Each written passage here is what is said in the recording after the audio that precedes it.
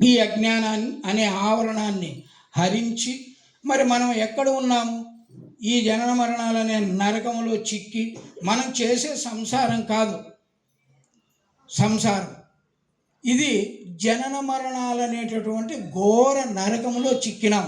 అందుకే మనకు గురుగీతలో సంసార వృక్ష మారూఢ పతంతి నరకార్ణవే యస్తాన్నుద్ధరతి సర్వం తస్మై శ్రీ గురవే నమః. సంసార వృక్ష మారూఢ, మనకేం ఆరూఢత అయింది బాగా? సంసారం అంటే మనం చేసే సంసారం కాదు. అంటే చావడము, సారం అంటే పుట్టడము. ఈ చావు పుట్టుకులనే సంసారం అనే వృక్షము ఎక్కి పతంతి నరకార్ణవే, ఎక్కడ పడిపోతున్నాం మనము? నరక జనన మరణములనే నరకం అనే సముద్రంలో పడుతున్నాడు. ఈ సముద్రంలో పడకుండా యస్తాన్నుద్ధరతే, ఇక్కడి నుంచి ఎత్తి రక్షించేవాడు శ్రీ గురుమూర్తియే తప్ప ఇంకా మనం చేసేటటువంటి పూజలు, విగ్రహారాధనలు, అనేక మతాలలో యోగాలు, ముద్రలు, జపాలు, తపాలు ఇవన్నీ ఏవి ఒక్కటి కూడా అడవికి మోసిన కట్టెల్లాగా అవుతాయి. కానీ ఆ గురువులందరూ గురువు కారు కాబట్టి గురువే నగురోరధికం నగురోరధికం నగురోరధికం నగురోరధికం ఇది శివశాసనం శివశాసనం శివశాసనం అని శివుడు శాసించి చెప్పినటువంటి యొక్క మనకు గురుగీతలో చెప్పినటువంటిది.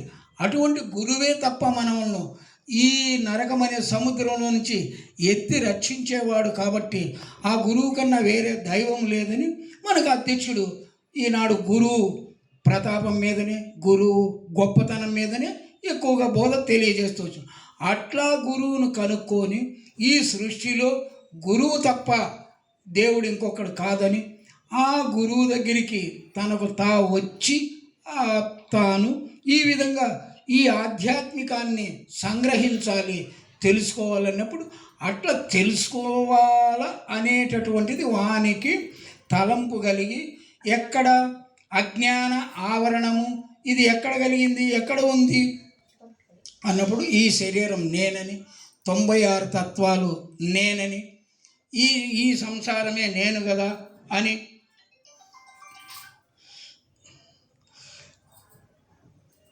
ఈ 96 తత్వాలతో కలిగినటువంటి ఈ దేహమే నేను అనుకోవడం వల్ల ఇది అజ్ఞాన ఆవరణమైంది. ఈ అజ్ఞాన ఆవరణములో చిక్కి మరి ఇది ఏమీ తోచదు కదా మనకు. అందుకే గురువు దగ్గరికి వచ్చి గురువు పాదపద్మముల యందు మనస్సు లగ్నం చేస్తేనే తప్ప ఈ బంధాన్ని విడిపించేకి మనకు ఈ ప్రపంచంలో లౌకికంలో ఇవన్నీ చూసి ఈ లౌకిక సంపదలు, ఈ భార్య బిడ్డలు ఇదంతా మనకు బాగా రాగంగా కనపడుతుంది. విరాగం దీనిపైన ఇప్పుడు కలగదు. అందుకే ఆదిశంకరాచార్యులు కళత్రం ధనం పుత్రం పౌత్రాది సర్వం గృహం బాంధవ సర్వమేతద్విజాతం గురోరంగిరి పద్మే మనక్షేన్న అలగ్నం తతక్కిం తతక్కిం తతక్కిం అని చెప్తాడు. ఇప్పుడు కళత్రం భార్య, పుత్రం పుత్రులు, పౌత్రులు మనమళ్ళు మనమరాళ్ళు, గృహము బాంధవ్యము బంధువులు సంపదలు ఇవన్నీ ఎన్ని కలిగినా నాకేం కొరతప్ప, నేను ముందు జన్మంలో చేసుకున్న పుణ్యం చేతి ఇవన్నీ కలిగినాయి నీకని అందరూ చెప్తే ఈడు ఆ మాటను ఆలకించి నాకేమని ఉంటే గురుపాద పద్మముల యందు మనసు లగ్నం చేయకపోతే అది తతక్కిం, అది ఒళ్ళకే వృధానే తప్ప వేరు కాదు. అట్లా గురువు దగ్గరికి వచ్చి మరి విచారించినప్పుడు గురువు స్వామి నేనెవరో నాకు తెలియదు, నేనే రూపున నుంటిని, నేనా జత ఎట్లు కలిగే, నేనా రూపులు నానా రూపుల మాయల్ భూనాథుని మూలమేది భూమానంద.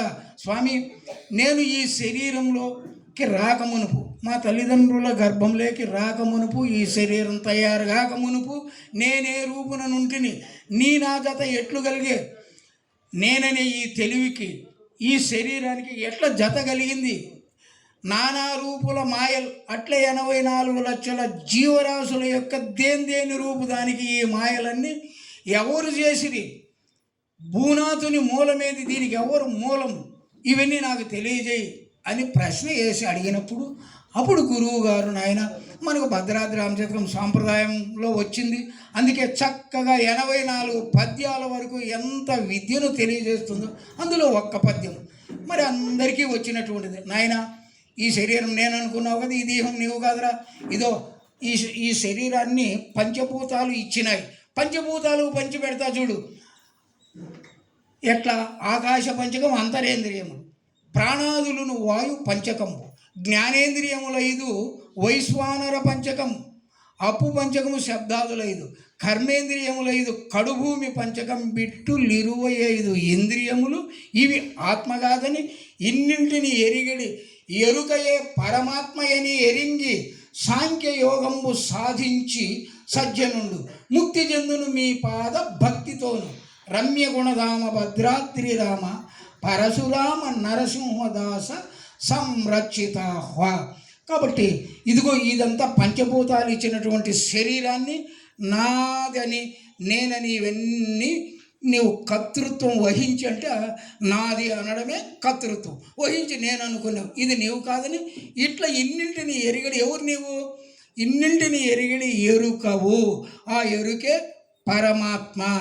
ఆ పరమాత్మ స్థానం నీది నాయన, జీవాత్మవు కాదు, ఈ గుణాలు నీవు కాదు, ఇదంతా నీవు కాదులని ఈ బంధాన్ని విడిపించి సాక్షాత్తు పరమాత్మ స్వరూపంగా చేస్తాడు. అట్లా గురుడు ఎట్లా చేస్తాడు? నీవు నరుడుగా వచ్చినటువంటి వాడిని నరునికి ఉన్నటువంటి యొక్క గుణాలు ఇంద్రియాలన్నీ తీసివేసి చక్కగా ఈ భూమి మీదకి రానిచ్చి శరీరం ధరించనిచ్చి ఇంత కల్మషమైపోయినావు నీవు కాదు నాయన అని అహం బ్రహ్మస్మి, అహం అంటే నేను, బ్రహ్మ అంటే ఈ సృష్టికంతా ఆధారమైనటువంటి తత్వం చెప్పినాడు అధ్యక్షుడు. ఈ సృష్టికంతా ఏది ఆధారంగా ఉందో ఆధార అధిష్టాన చైతన్యమైనటువంటి వస్తువు ఏదైతే ఉందో అది గురుశక్తి, అది గురువు, అది చైతన్యం. మరి అది తత్పదము, నీవు త్వంపదము. ఆశయ అంటే ఆ వస్తువే నీవు అయి ఉన్నావు నాయన. ఇప్పుడు అయ్యేది కాదు, ఎప్పుడు నువ్వు నీకు తెలియక ఇప్పుడు నేను అయినాననేది కాదు, ఎప్పుడు కూడా నీవు ఆ వస్తువే అయినావు. కాబట్టి ఈ విధంగా అహం బ్రహ్మస్మి అని ఆ బ్రహ్మతత్వమే నేనైనానని మరి గురువు ద్వారా ఈ విధంగా తనకున్న బంధాన్నంతా విడిపించి మరి బ్రహ్మతత్వాన్ని ఏకత్వం చేసి ఆత్మ బ్రహ్మముల ఏకత్వము తాను తెలుసుకొని తన శిష్యులకు ఈ విధంగా ఎంతో విచారం చేసి తెలియజేయాలి గురువు. మనకు అధికార పత్రంలో రాసి ఇచ్చినాడు కదా, ఆత్మ బ్రహ్మల ఏకత్వం తెలిసి మరి ఈ విధంగా అందరికీ తెలుపుతావని. ఇట్లా తెలియజేసిన తర్వాత ఆ ఆత్మతో జతగట్టి ఆ ఆత్మతో నేనే ఈ సృష్టికంతా అధిష్టాన ఆధార చేతన స్వరూపమైన బ్రహ్మమును నేనేనని ఆ సాక్షాత్తు ఆ బ్రహ్మకే ఆ గురు పరమాత్మకే ఒక సంకల్పం కలిగి నేను సాక్షాత్తు బ్రహ్మమును కాదు, నేను బ్రహ్మమును అయితే నాకిట్లా జనన మరణాలు ఈ గుణాలు ఈ కోరికలన్నీ నా నుంచినే వస్తున్నాయి కదా, సర్వము నా నుంచినే కలుగుతున్నాయి కదా. ఈ సృష్టి అంతా మయేవ సకలం జాతం మై సకలం ప్రతిష్ఠితం మయేవ సకలం లయం యాతి యోతత్ బ్రహ్మద్వైమస్మిహం అని ఎక్కించినప్పుడు ఓహో ఇదంతా నా నుంచి జరిగేటప్పుడు నేనెట్లా, నాకెక్కడ సుఖము శాంతి ముక్తి మోక్షము ఉంది? అట్లా కాదు. మరి దీనికి సరైన పరిష్కారం కనుక్కోవాలి. ఇది నేనుండగా నాకు ముక్తి మోక్షము లేదు, మరి నేను లేకపోతేనే బాగా మనకు గాఢ సుశుక్తి వచ్చింది, అప్పుడు ఎంత సుఖంగా ఉంటుంది. నీవు లేకపోతే తిరిగి వస్తానే ఎట్లా వస్తాయి? మునిగినోడు లేస్తానే నీళ్ళలో నుంచి కరుస్తాయి చూడు ఈగలు, అట్లా విషయాలనే ఈగలన్నీ మనలో సుఖశాంతులతో ఉండిస్తాయి. ఇది కాదులే దీనికి పరిష్కారం అని అప్పుడు తిరిగినాడు. సరైనటువంటి ఈ జన్మకు నాకు సాంప్రదాయం చిక్కుతుందా? అటువంటి గురువు ఏ గురువు దగ్గర వినే నీవే బ్రహ్మవు, నీవే ఆత్మవు, నీవే సచ్చిదానందం నిత్యానందం అన్ని పేర్లు పెట్టి ఇన్ని మతాలు సృష్టి చేసి ఇచ్చిపెట్టినాడు. దీనికి సరైన పరిష్కారం కాదు కదా, నాకు అటువంటి ఈ జన్మలో గురువు చిక్కుతాడని అటువంటి శిష్యుడు దారుని కొంత చరించి విచారించిది కానీ ఈ విచారం నేను ఎవ్వారలు చెప్పక వినలేదా రాయ. ఆ రాయ అంటే తెలియ మీ నోటని విన్నది కదయ్యా గురుమూర్తి నుతి జేయ నా తరమ మీ కీర్తి సారస నయన పూరారి నీరజ బృందారక ముకులైన నేరారు మిము తెలియ అయ్యా గురుమూర్తి నుతి జేయ నా తరమ మీ కీర్తి. కాబట్టి ఈ ఇల్లు ఇడిచిపెట్టి నేను ఈ విధంగా తెలుసుకోవాలంటే ఈ విచారం ఎవరు చెప్పగా అంటే అడిగిన నువ్వే బ్రహ్మము అని చెప్తివి. నాయన నీవు బ్రహ్మము కాదురా, బ్రహ్మందు లేక కలిగిన బ్రహ్మను నేననేటి మాయవురా నీవు బ్రహ్మవా చెప్పు, ఎట్లా బ్రహ్మవు అవుతావో? ఈ ఉపాధిలో ఈ 386 రోగాలలో ఈ బాల్య యౌవన కౌమార అనేక వికారాలు చెంది ఈ శరీరంలోకి వచ్చి ఈ తన్మాత్రల చేత చిక్కి సతమతమైతే ఉండే నీవు బ్రహ్మమవుతావా? కాదు నాయన, బ్రహ్మందు లేక కలిగిన మాయవే తప్ప నీవు ఎప్పుడు కూడా బ్రహ్మవు కాదు. బ్రహ్మందు లేక కలిగిన బ్రహ్మను నేననేటి మాయ ప్రబల జగంబై. ఇప్పుడు నీకు ఒక పని ఉందిరా, ఆ పని మీదనే వచ్చినావు, దారిని కొంత చరించి విచారించినావు, కనుక్కున్నావు సాంప్రదాయం, సరైన గురువు దగ్గరికి తీసుకొచ్చింది నీ పుణ్యం, తన పుణ్యోదయమున వచ్చినావు. కాబట్టి ఇదిగో బ్రహ్మను గని తానే గుటే బ్రహ్మననే మాయకు పని బ్రహ్మందు సుమి. కాబట్టి నీవు బ్రహ్మననే మాయ లేకుండా పోవాలంటే ఇదిగో ఈ ఏ పరిపూర్ణమైనటువంటి బ్రహ్మముందో ఆ పరిపూర్ణ బ్రహ్మమును తెలియజేసి ఆ పరిపూర్ణ బ్రహ్మములో నిన్ను బ్రహ్మముగా వచ్చినటువంటి నిన్ను మాయను చేసి తర్వాత నిన్ను లేకుండా అట్లా నన్ను లేకుండా చేసినావు స్వామి అని మరి ఘటం ఎదుట పెట్టి చూపిన ఎటువలే ఒక కడవ కుండ ముందర పెడితే ఎట్లా చూడరు నాయన, అది కుండ అంటే ఒక గుడ్డోడు తప్ప ఎవరైనా చూస్తారు కదా, అట్లా ఘటం ఎదుట పెట్టి చూపిన ఎటువలే. ఘటం అంటే ఈ శరీరం, మరి దీని లోపల బయట 12 దిక్కుల ఎక్కడ చూసినా ఉందని ఆ కుండకు లోపల బయట ఎట్లా ఉందో అట్లా ఘటం ఎదుట పెట్టి చూపిన ఎటువలే బయలుండ చూపి యతి మాయలచే నటింపుచున్న ఎరుకను త్రుటిలో విడిపిస్తే ఇప్పుడు తీరే మా శంక ఇక పుట్టాదు ఏ రీతి శంక ఎటు దోచకిలు వెళ్ళి ఇటు మిమ్ము చూచినప్పటి నుంచి దయచేసి ఇప్పటిదాకా బోధిస్తే తీరే మా శంక ఇక పుట్టాదు ఏ రీతి శంక అని పరిపూర్ణ బోధ ఈ విధంగా తెలుసుకుంటే మనకు వేదాంత వైజ్ఞానికము వస్తుంది.